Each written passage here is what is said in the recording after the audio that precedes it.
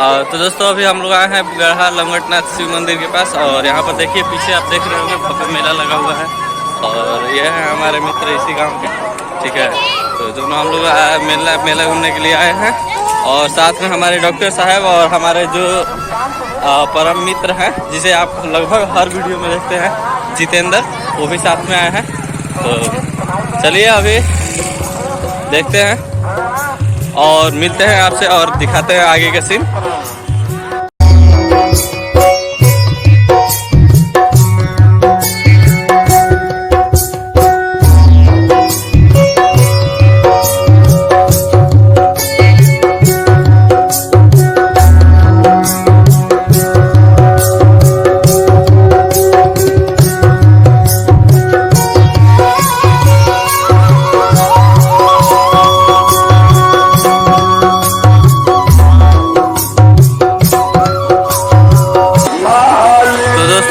लंगोटनाथ शिव मंदिर गढ़ा का, और जहां हम लोग घूमने आए हैं। और यहां पर हर एक साल शिवरात्रि के दिन भव्य मेले का आयोजन किया जाता है। और आप देख सकते हैं यहाँ पर मेले भव्य लगा हुआ है।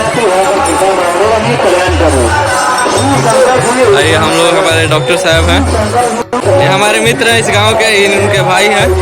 और हम लोग आए हैं साथ में घूमने के लिए। ये हमारे डॉक्टर साहब हैं और यहाँ पर अभी घूम रहे हैं, तालाब है और यहीं पे घूम रहे हैं। आगे देखते हैं और आपको दिखाते हैं आगे।